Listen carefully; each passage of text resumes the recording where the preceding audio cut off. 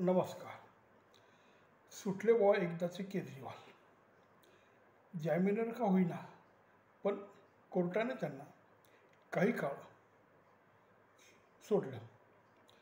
खरं तर आता केजरीवालांना मुक्तपणे प्रचार करता येईल, सभा घेता येतील, लोकांमध्ये जाऊन त्यांचा विचार व्यक्त करता येईल, त्यांच्या पक्षाची भूमिका आणि त्यांनी BJPने केलेला त्यांच्यावरचा अन्याय त्यांना लोकांना सांगता येईल, लोकांची मतं विचारात घेता येतील आणि त्यांच्या पक्षाचा तसंच इंडिया आघाडीचा प्रचार जोमातोमाने करू शकतील.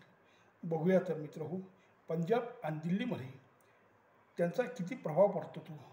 कारण लोकसभेच्या निवडणुकीत ते आत गेल्यामुळे आम आदमी पार्टी सैरभैर झाली होती.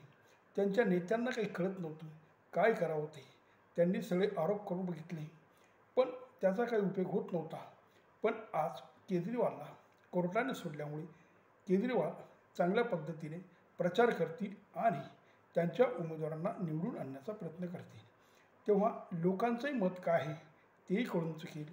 लोकांना केजरीवाल कितपत योग्य पद्धतीने सांगून मतं घेऊ शकतात आणि त्यांच्यावर अन्याय झाला हे पटवून देऊ शकतात.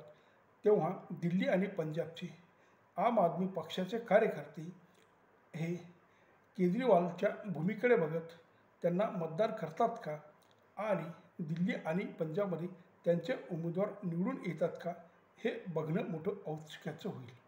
तेव्हा चला तर मित्रहो, बघूया काय काय होतं ते.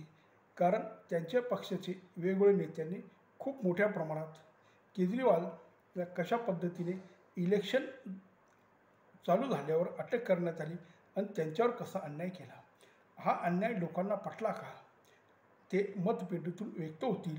तेव्हा काय होतं हे आपल्याला जूनमध्ये निकालानंतर तर कळेलच.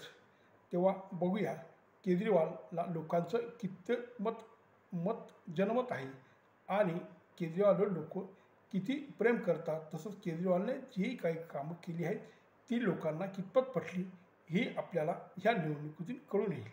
नमस्कार.